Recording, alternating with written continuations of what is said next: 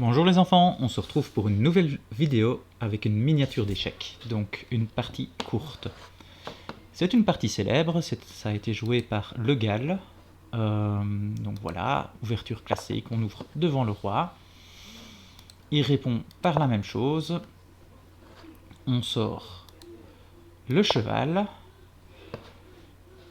qui vient attaquer le petit pion. Lui vient le défendre comme ceci avec un petit pion. Donc on a une petite chaîne de pions qui se défendent les uns les autres. C'est la défense Philidor. Lui il sort son cavalier, donc c'est très bien. Il joue deux pièces différentes. Il joue un petit pion pour ouvrir la ligne et puis deux pièces. On ne joue pas les mêmes pièces. On sort les cavaliers aux bons endroits, donc ça c'est une bonne chose. Ici, il joue un coup qui n'est pas particulièrement utile. C'est d'ailleurs ce qui va nous permettre de gagner. Il a perdu un petit temps. Nous, on sort notre fou ici pour venir attaquer la petite case ici à côté du roi. Lui, il se dit, je vais faire presque pareil, je vais attaquer sa reine à travers le cheval. Donc le cheval, il est légèrement cloué. J'ai déjà entendu qu'on parlait de clouage faible. Ou alors il y en a qui parlent de clouage absolu et d'autres et non absolu. Donc voilà, ici le cheval peut difficilement bouger. Il a le droit d'après les règles, mais si on le fait, on va perdre sa reine.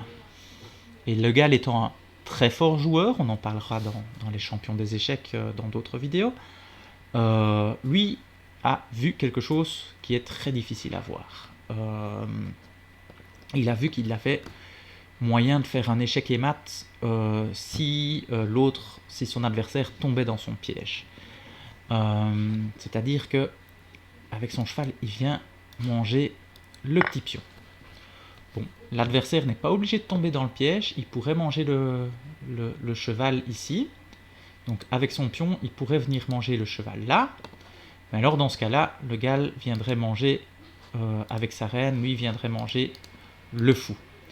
Donc il n'aurait pas été dans une situation embêtante, il n'a pas fait un piège de façon inconsidérée. Il se disait, s'il le voit, bah, tant mieux pour lui, mais je pourrais quand même continuer la partie. Mais s'il ne le voit pas, on va lui faire échec et mat. Et son adversaire ne l'a pas vu. Il est venu manger la reine, c'était trop tentant. Il faut avouer que manger une reine, c'est agréable. Donc, est-ce que vous voyez à partir d'ici une suite de coups qui pourrait amener à l'échec et mat? Donc je vais vous aider, le fou il va venir manger ici, le petit pion à côté du roi parce qu'il est protégé par le cheval. Donc le roi ne peut pas venir manger le fou. Il n'y a pas d'autres pièces qui peuvent manger le fou. Et le roi il est bloqué ici et là par ses propres pièces. Donc il reste cette case-ci qui est protégée qui est gardée par le cheval. Donc le seul endroit où il peut aller, c'est ici. Il peut avancer. Et donc maintenant il reste un seul coup pour faire échec et mat. Alors c'est très difficile à voir parce que c'est quand même des mouvements un peu particuliers. Donc on va essayer de vous aider. Je vais mettre des petits ronds sur toutes les cases où le roi il ne peut pas aller pour le moment. Donc cette case-là et cette case-là, il y a le fou qui l'attaque. Le cheval, lui, il attaque cette case-là, celle-ci et celle-là.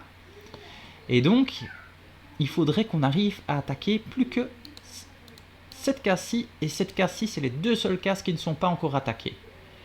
Est-ce que ça vous rappelle le mouvement d'une pièce? Est-ce qu'il y a une pièce que vous pensez qu'il pourrait venir attaquer à cet endroit-là? Vous l'avez vu, oui?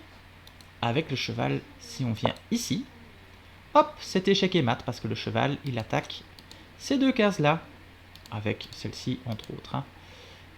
Hop, que je ne dise pas de bêtises. Voilà. Et donc maintenant, le roi, il n'a plus aucune case où aller. La pièce qui fait échec, c'est celle-ci. Donc c'est celle-ci qui fait échec. On ne sait pas la manger, il n'a pas de pièces qui viennent l'attaquer. Et avec un cheval, il n'y a pas moyen de mettre quelque chose entre le roi et le cheval parce que le cheval, de toute façon, il saute. Donc c'est échec et mat. J'espère que ça pourra vous aider un jour à faire un échec et mat de cette façon-là. Et je vous dis à une prochaine vidéo.